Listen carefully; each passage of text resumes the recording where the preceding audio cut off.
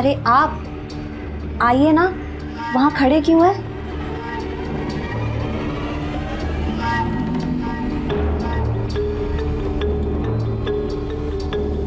बैठिए।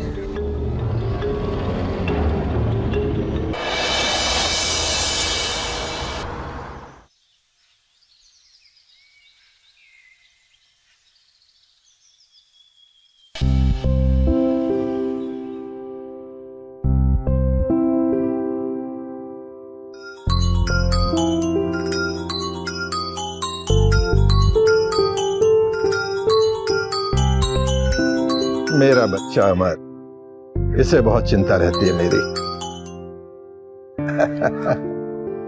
हाँ अमर बेटा। नमस्ते पापा। खुश रहो बेटा। पापा कैसे हो आप? मैं ठीक हूँ बेटा। पापा आपको कितनी बार कहा है, कितनी बार कि आप यहाँ हमारे पास आके रहिए, लेकिन आप हो के मानते ही नहीं हो। बेटा मैं भी चाहता हूँ कि तेरे पास आ जाऊं, लेकिन क्या करूं, ये जो अपना पुराना घर है ना, इससे मेरी पूरी जिंदगी की यादें जुड़ी हुई हैं। अरे जिंदगी बिता दी मैंने यहाँ पर। तुझे पता है, तेरा जन्म इसी घर में हुआ था। मुझे हमेशा याद आता है मेरा छोटू अमर यहाँ पे दौड़ रहा है, यहाँ पे खेल रहा है। मैं तो ऐसे ही खुश हो जाता हूँ। ठीक है पापा, जब तक आपका मन करे आप वहाँ रहिए, लेकिन जिस दिन भी आपको ऐसा लगे कि अब मुझे यहाँ से जाना चाहिए, आप मुझे तुरंत बताइएगा। हाँ जरूर बेटा। ठीक है पापा, रखता हूँ मैं। नमस्ते। खुश रहो बेटा, ऑल द बेस्ट। मेरे बच्चे को बहुत चिंता रहती है मेरी। अरे अंकल नमस्ते। अरे कंचन बेटा, यूनिवर्सिटी में सब ठीक है ना? हाँ जी बिल्कुल। आज तुम्हें आने में देर हो गई। वो अंकल आजकल एक्स्ट्रा क्लासेस बहुत ज्यादा चल रही हैं, इसलिए। अच्छा, बेट तुम्हारे लिए खाना बना के रख के गई है, खा लेना। हाँ जी। क्या बात है, कुछ कहना चाहती है? अंकल वो एक्चुअली मेरी एक दोस्त है जो कुछ दिनों के लिए रहने के लिए जगह ढूंढ रही है। अगर आप कहे तो मैं उसे यहाँ ले आऊं। अब मैं रेंट भी दे दूंगी, कोई प्रॉब्लम नहीं है। देखो कंचन, मेरा इतना बड़ा घर है, मैं अकेले तो रहता हूँ, मुझे पैसों की जरूरत नहीं है। अरे मैं पेइंग गेस्ट तो इसलिए रखता हूँ कि मेरा अकेलापन दूर हो जाता है। वैसे तुम उन्हें अच्छी तरह जानती हो ना? हाँ अंकल, मेरी बहुत पुरानी दोस्त है, कोई प्रॉब्लम नहीं होगी, आई प्रॉमिस। ऐसी बात है तो बुला लो उसे। Thank you so much. अरे मेरा बेटा है। Thank you.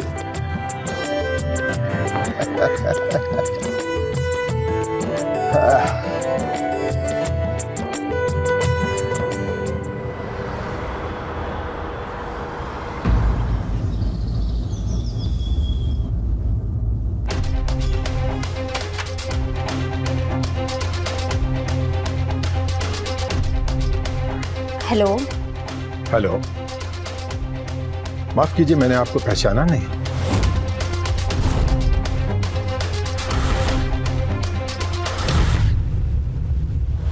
अरे अंकल, ये रीटा है, मैंने आपको बताया था ना, मेरी दोस्त। ओह हाँ, याद आया।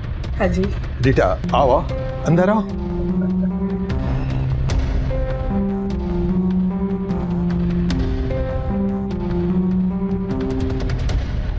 कंचन जी।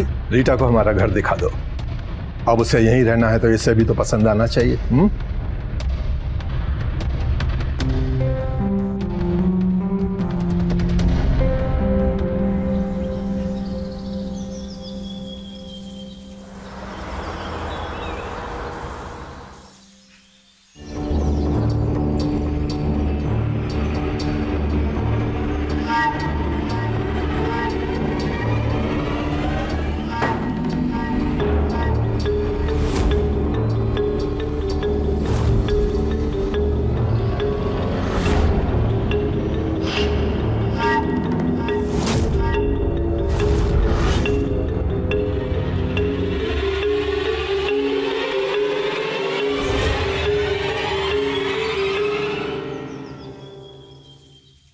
अरे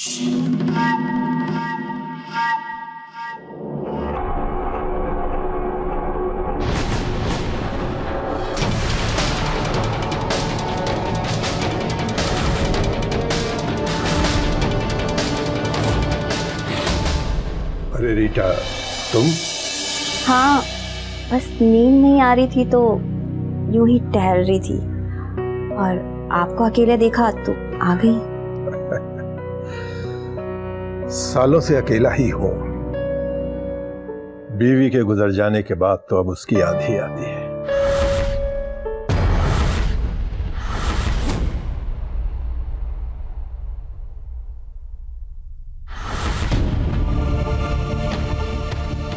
लाइए, मैं बना देती हूँ।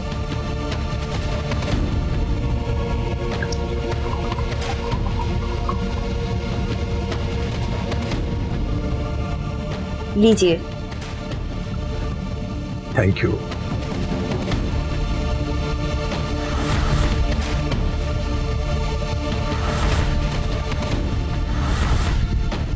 क्या हुआ रीटा, ऐसे क्या देख रही हो?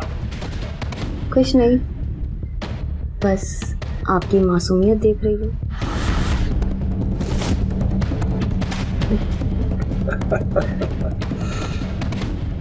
कमाल है, एक शराब पीते हुए आदमी में तुम्हें मासूमियत दिखी। कोई और लड़की होती तो पता नहीं क्या सोचती। मैं रीटा हूँ, दूसरों का तो मुझे पता नहीं, लेकिन लोगों की नीयत अच्छे से भाप लेती हूँ।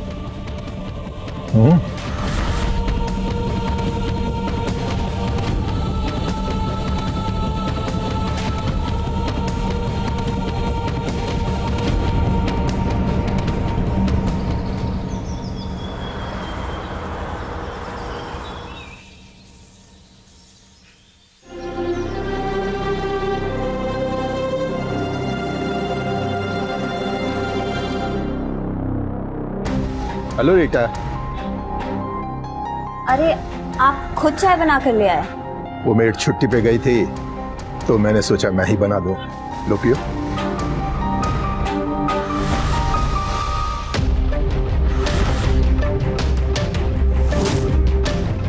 अरे वाह, चाय तो आप अच्छी बना लेते हैं। Thank you. अच्छा, नाश्ते में क्या लोगे?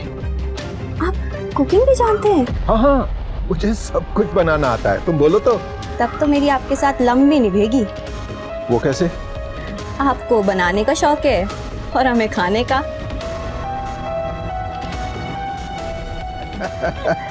वाह, जो भी कहोगी मैं बनाऊंगा। हाँ, ये बहुत सही कहा। हम बनाएंगे।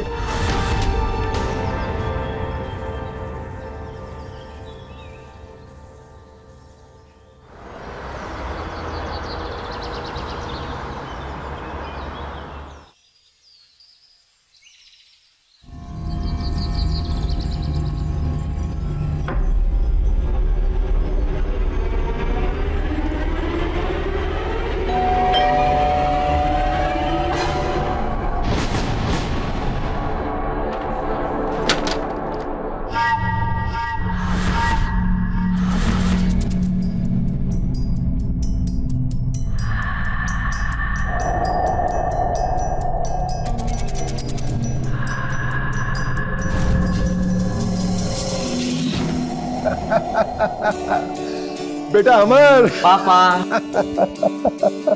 कैसे हो पापा? Good to see you. तुम्हें देखकर बहुत खुश हो गया दिल। बेटा, ये मेरा बेटा अमर है। बेंगलोर की एक बहुत बड़ी मल्टीनेशनल कंपनी में सॉफ्टवेयर इंजीनियर है। बहुत होशियार है पढ़ने में। Hello Rita. हेलो। अरे खड़े क्यों? आओ आओ, अंदर आओ।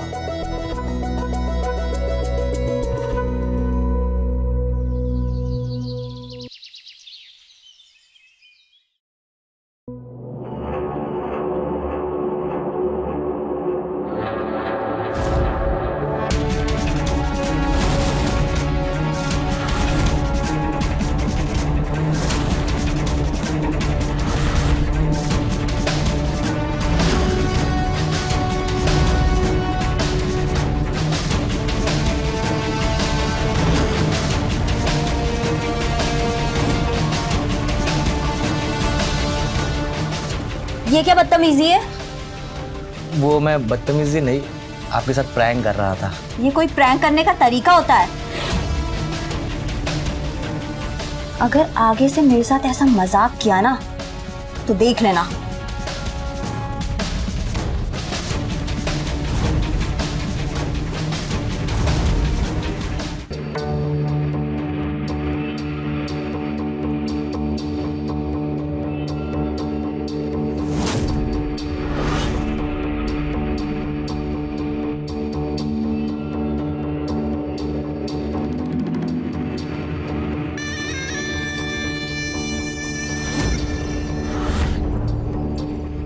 अरे आप आइए ना, वहां खड़े क्यों हैं?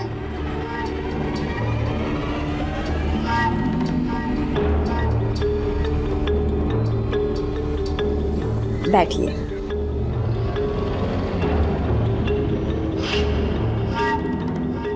क्या हुआ, कुछ कहना चाहते हो? नहीं, ये घर छोड़कर नहीं जाना चाहती। तो किसने तुम्हें ये घर छोड़कर जाने को कहा? वो आप समझे नहीं। मैं आपसे शादी करना चाहती हूँ।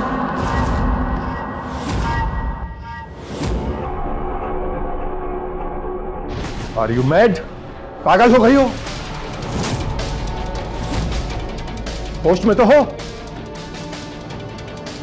मेरा बेटा तुम्हारी उम्र का है।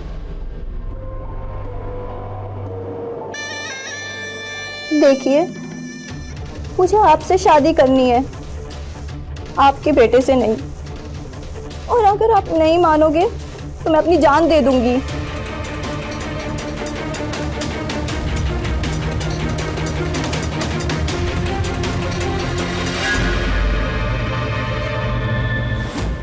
रीता अपने जिद की पक्की लड़की थी। उसे कोई फर्क नहीं पड़ता था कि नरेश की उम्र क्या है।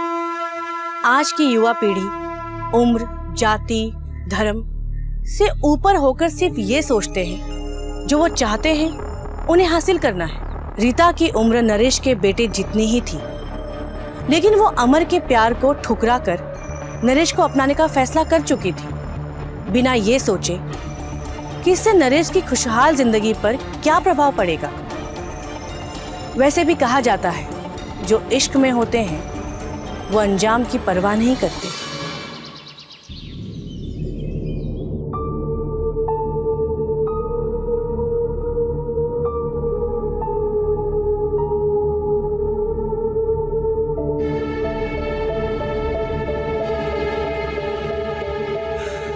रीटा, चाय पियो। अरे आपने चाय के लिए क्यों तकलीफ उठाई? माना कि हम पति पत्नी हैं, लेकिन मेरा भी तो कुछ फर्ज बनता है ना। तुम्हारी पसंद की चाय बनाई है, लो।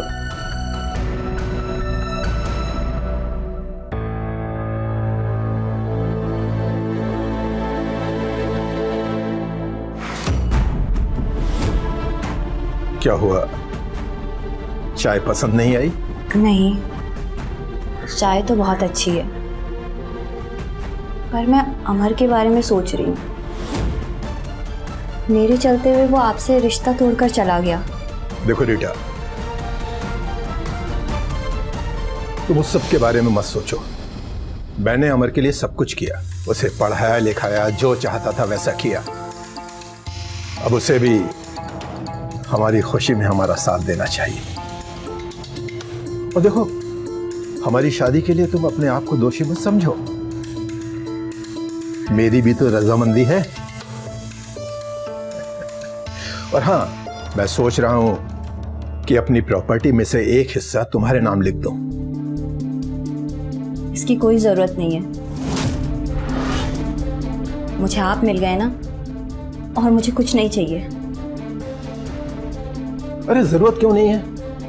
मैं कह रहा हूं ना, पता नहीं मेरे मरने के बाद। ऐसी अशुभ बातें मत बोलिए।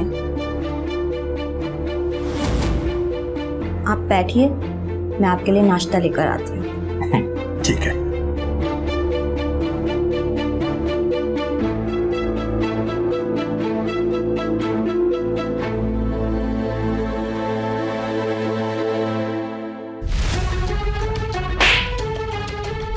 जब वो बुढ़ा खुद सब कुछ दे रहा था तो मना करने की क्या जरूरत थी? अब वो मेरे हस्बैंड है और मैं उन्हें धोखा नहीं दे सकती। हस्बैंड, हस्बैंड, वाह, तुम अपनी औकात भूल गई हो और साथ में ये भी भूल गई हो कि मैं तुम्हें यहाँ लेकर क्यों आई थी। और हस्बैंड, हाँ, वाह, ये बात तुम भी बहुत अच्छी तरह से जानती हो कि ये पूरा रिश्ता, हमारे हस्बैंड वाइफ का रिश्ता, झूठ पे टिका हुआ।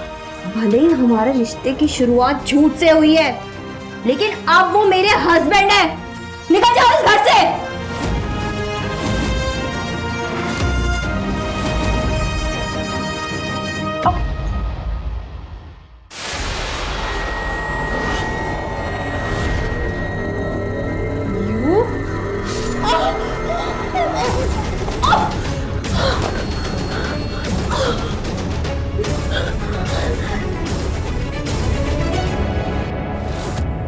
नरेश जैसे बुजुर्ग भावनाओं में आकर जिस चीज की सहमति देते हैं वही बहुत बड़े विनाश का कारण बनती है।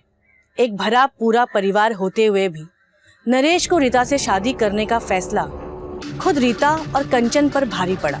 हमारे समाज में ऐसे बुजुर्ग हर जगह भरे हैं जो अकेले रहते हैं और अचल संपत्ति के मालिक हैं, जिसके लालच में कई लोग आ जाते हैं।